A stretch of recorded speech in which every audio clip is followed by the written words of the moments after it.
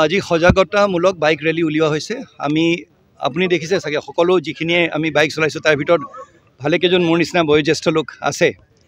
আৰু আমাৰ মূল উদ্দেশ্য এইটো, ঘৰত আমাৰ নতুন প্ৰজন্মক মই ক'ব বিচাৰোঁ, ঘৰত মা দেউতা ৰৈ আছে তোমালোকৰ। বাইকখনত উঠোঁতে, গাড়ী চলাওঁতে এইষাৰ কথা মনত ৰাখিবা যে মা দেউতা নিজৰ সেই আত্মীয় স্বজন যিসকলে তোমাক ভাল পায়, কাইলৈ তোমালোকক ঘৰলৈ উভতি আহিবলৈ ৰৈ আছে। এনেধৰণৰ কাম নকৰিবা যি কামৰ জৰিয়তে আজি হেলমেট নিপিন্ধাকৈ বা সুৰা পান কৰি গাড়ী বা মটৰচাইকেল ইত্যাদি চলোৱাৰ ক্ষেত্ৰত আজি নগাঁও জিলাতে আমি 100ৰো অধিক লোক হেৰুৱাবলগীয়া হৈছে, প্ৰাণ হেৰুৱাবলগীয়া হৈছে।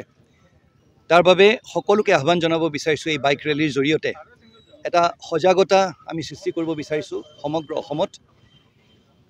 এই বাইক ৰেলীৰ জৰিয়তে জিলাৰ DRSC যোনটো আছে, ডিষ্ট্ৰিক্ট ৰোড ছেফটি, আমাৰ যোনখন কমিটি আছে, সেই কমিটিখনে সকলোৰে প্ৰতি আহ্বান জনাব বিচাৰিছে ছেফ ড্ৰাইভিং। আৰু এইষাৰ কথা সকলোৰে মাজত আমি গোটেই নগাঁও জিলাত আমি বিয়পাব লাগিব।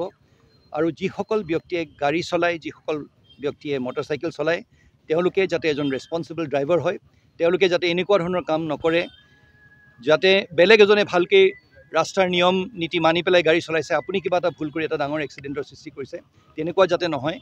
আজি অকল এটা বাইক ৰেলী আমি কৰিলে নহ'ব, এই সজাগতা, এই বাইক ৰেলীৰ জৰিয়তে আমি যোনটো মেছেজ আমি লৈ যাব বিচাৰিছোঁ, সেই মেছেজ সংবাদ মাধ্যমক ধন্যবাদ জনাব বিচাৰিছোঁ, তেওঁলোকৰ জৰিয়তে, ৰাইজৰ জৰিয়তে যাতে আমাৰ গোটেই সমাজখনত বিয়পি যায়। ধন্যবাদ। নিৰাপত্তা সপ্তাহ হিচাপত আজি এটি আমাৰ মটৰচাইকেল ৰেলী আজি জিলা প্ৰশাসনৰ তৰফৰ পৰা আমাৰ জিলা আয়ুক্ত উদ্যোগত এতিয়া আৰম্ভ হ'ব।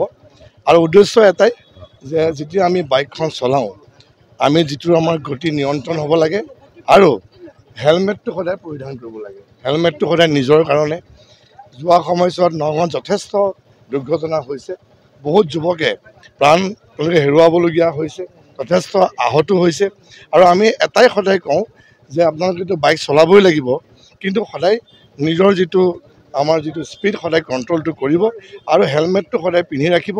গাড়ীয়ে হওক বা মটৰচাইকেলে হওক, যিখিনি আমাৰ নিয়ম, পৰিবহণ বিভাগৰ যিখিনি নিয়ম, সেই নিয়মখিনি সদায় আপোনালোকে মানি চলিব, এইটো আপোনাৰ আহ্বান থাকিলে।